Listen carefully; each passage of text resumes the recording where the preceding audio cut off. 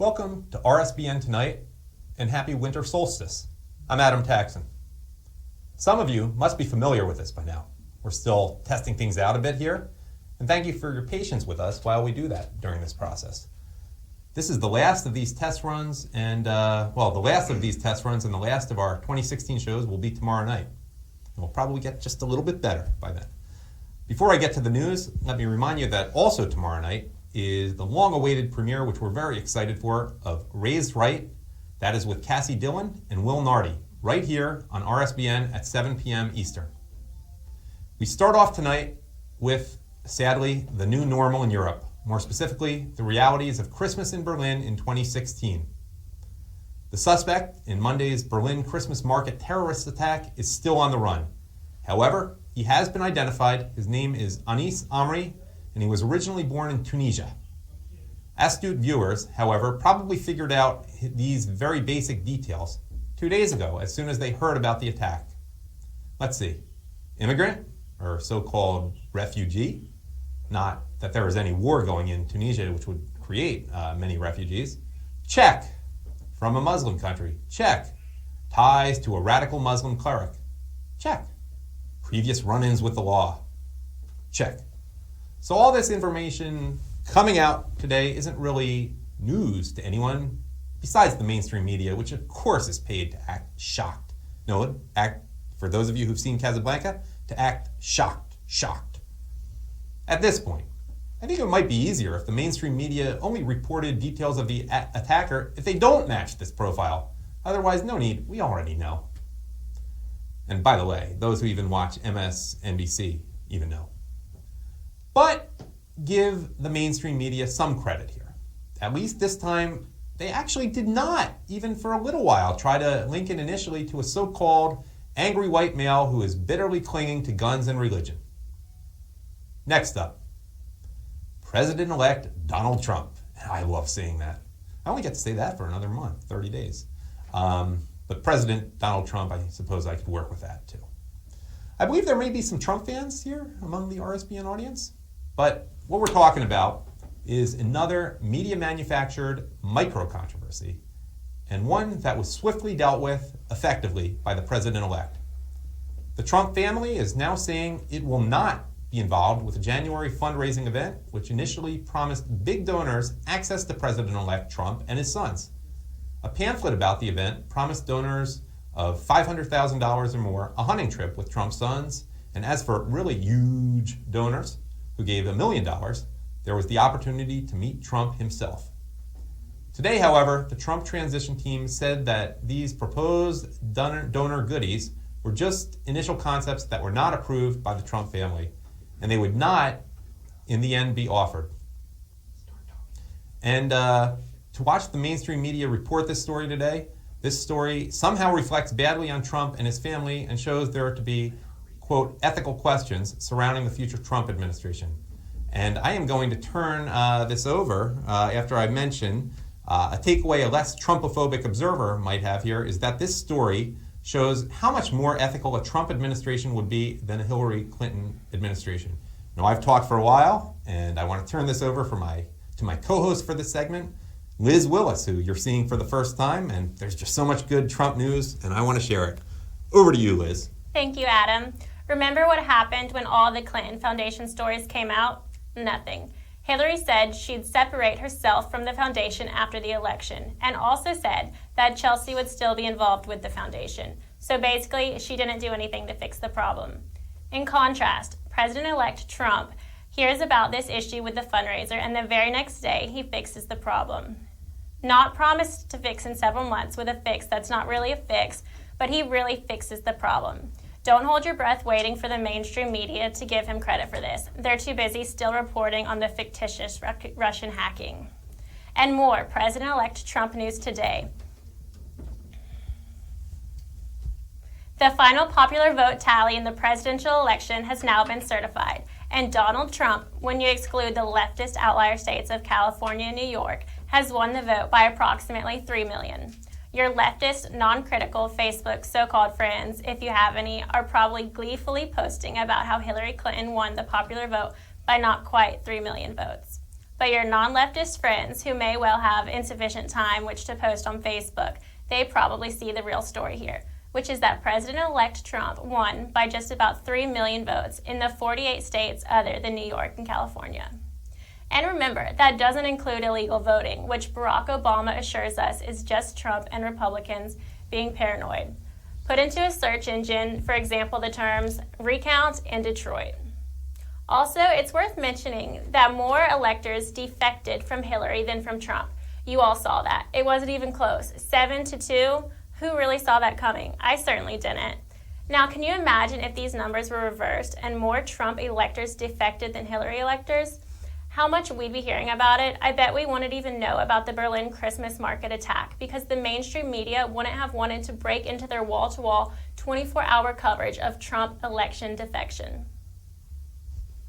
Back to you, Adam. Hey, good job. Welcome to Rsbn. Thank you. Happy to be here. Oh, and let me just add one thing on that before we go to a break. I know what some of you may be saying, you're devil's advocate types. You're saying, well, California and New York are the two biggest states in the country. No, that might have been true in 1970. However, a couple decades ago, probably 1980, 1990, Texas passed New York. And by the way, just in the last few months, I think it was, Florida passed New York, and that's two. So Trump won 2 of the 3 biggest states. So no, you can't make that argument. And I think New York's safe as number 4 for a while. But let's go to a break.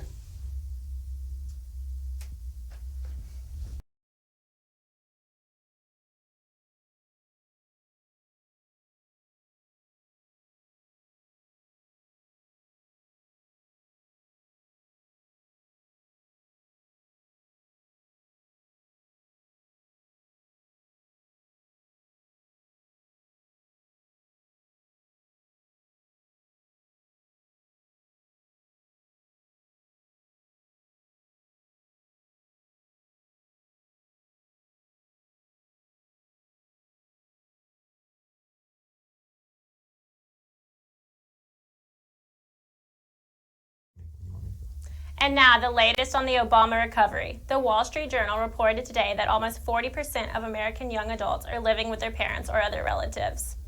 This is the highest percentage since 1940, which was not coincidentally right around the time when America emerged from the Great Depression. Factories around that time were getting busier due to the Lend-Lease Act and the war in Europe, although the U.S. involvement wouldn't start until the attack on Pearl Harbor in December of 1941. Now let's try to figure out how the CNN and MSBLM will spin this. First, there's the old standby. There's a lag between economic improvement and statistics. Yeah, a lag that conveniently lasts exactly as long as the Democratic president's term. Next up, there's this one. Obama has made young adults more caring, so they want to live with their parents. This is the kind of thing you'll hear from libs who don't really know anything about economics, i.e. 99% of libs. But the clear winner here will be the old standby, unemployment numbers. When in doubt, always quote the fake unemployment numbers. Now let's turn east to China. Back to you, Adam. China, of course, is known for emulating other countries. And apparently today, that even applied to getting hit with terrorism via truck. Today in Beijing, a minivan plowed into a farmer's market, killing 4 and injuring dozens of others. And we really don't even have that much more information beyond that, or even a real picture of the carnage. So that explains what is and what is not on the screen. And continuing with China, over to you, Liz. Why shouldn't we continue with China? It's a darned important country. A middle school in Linzhou in central China held exams outside in a playground in the thick, almost catastrophic smog that has recently negatively impacted various parts of the country. I should say there is one area in which China does some unprecedented things, and one is providing totally unprecedented pollution-related stories. Yesterday, the photo that you're seeing of Chinese middle school students taking the exam went viral. My favorite part of this story is the explanation that Chinese schools prefer to hold exams outside to discourage cheating. Does anyone out there even get the connection between outdoor exams and discouraging cheating? Oh, and the headmaster of the school has been suspended. Back to you, Adam. Well, we're all pretty sick of all this talk about fake news, but one kind of fake news which really doesn't get old for me is when you hear, ironically, about fake hate crimes and what they end up turning out to be. Some of you may have heard a few weeks ago a heart-wrenching report about a Muslim woman at University of Michigan being forced to remove her hijab by mean, white, pro-Trump males who were threatening to light her on fire. There was only one problem. Ann Arbor police today said that this didn't happen. No evidence of it. Who knows if there will be any actual consequences? I somehow doubt it. And this is just another case that shows that a good rule to follow when it comes to supposed hate crimes is the rule stated on Twitter by John Schindler, whom you can find at a handle at 20committee, and that's spelled the normal way, 20committee. We like to give credit here on Rsbn tonight. Schindler says all, quote, hate crimes should be considered fake until deemed valid by law enforcement. There was also actually a recent non-fake hate crime that was in the news today. However, this was played down because it was committed by a non-white and the victims were Jews, which just doesn't really fit the ideal kind of mainstream media narrative. But here's what happened with that in Garden City, Long Island yesterday. Jaskirat Saini, who clearly appears to be probably of Indian or Pakistani descent, he was arrested for drawing numerous swastikas at various locations on the campus of Nassau Community College during the last 2 months. Saini has been charged with aggravated harassment, and he was to be arraigned today in Hempstead, Long Island, which, by the way, was the site of the first presidential debate. The charges involved 110 anti-Jewish drawings. Each individual count with which he is charged, by the way, is punishable by up to 4 years in prison. Apparently, Saini was triggered by slights he perceived by members of the Jewish population. That, of course, can often be a euphemism for a girl having the chutzpah to resist his advances. And after the break, we're going to go to another bizarre story of an alleged hate crime, and that's involving a YouTube prankster, but we'll get to that. You may have heard about it in the news. And Steve Luckner, who is the co-producer and the co-writer of this show with me, is going to join me for that after the break.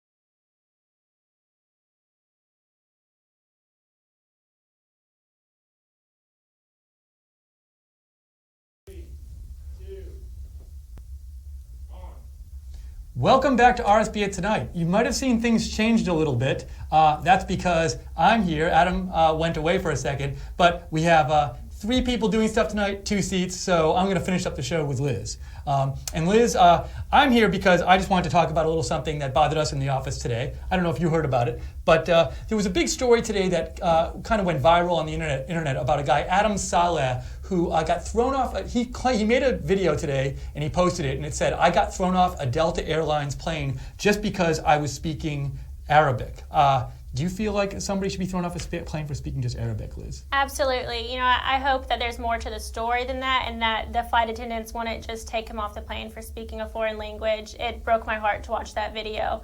I hope and pray that if that is the true case, that Delta can work their best to make it right. But you know, you have the right to speak whatever language you want. So, and I agree with you. And so, when I first saw this video, like Liz, I was pretty horrified. But then I saw some tweets from well-known conservative tweeters, one of them being Mark Dice, and they said things like, hey, this guy is a famous YouTube prankster where he does a lot of terrorist pranks, and so this is probably another terrorist prank. Mark Dice tweeted this out. This woman, Ashley Ray, tweeted something like this out, and she had her tweet had like 20,000 likes. And both Mark Dice and Ashley Ray quoted, they cited certain videos this guy had done. Now, I know a lot of you out there got really mad when the left would criticize Donald Trump for doing things like they would say he's a racist or he made fun of a retarded person. I'm not even supposed to say retarded, but I can't remember what the other term is I'm supposed to say. Anyways, but they would say these things about Donald Trump, and people who supported Trump would say, well, no, you're not really getting the facts right. You need to do your research and look at what Trump actually said.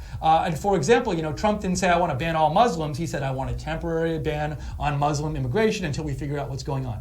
Anyway, I think these people who are coming on and tweeting today and saying that this guy, Mark Saleh, is just kind of doing this as another prank, they didn't do their research. Because if you actually go and watch Mark Saleh's videos that all of these people are quoting in their tweets, you see he actually isn't doing terrorist pranks on planes. He isn't getting up there and acting like a terrorist and having himself thrown off. So if you really look at the videos he made, there's no evidence to me from those videos that he's a career prankster who is constantly getting himself thrown off planes and doing stuff to act like a terrorist. So the bottom line here is I don't think we'd have any idea what went on in this Delta flight. I agree with Liz that if he was thrown off just for using a different language, that's horrible. But I also agree that if he was just doing some awful prank on a plane, acting like a terrorist, that's bad. It's his fault. But from the videos that he's actually showed, I think there's no evidence of that. So my bottom line is don't bring ourselves, people on our side, down to the other side's level. Before you criticize somebody on the other side,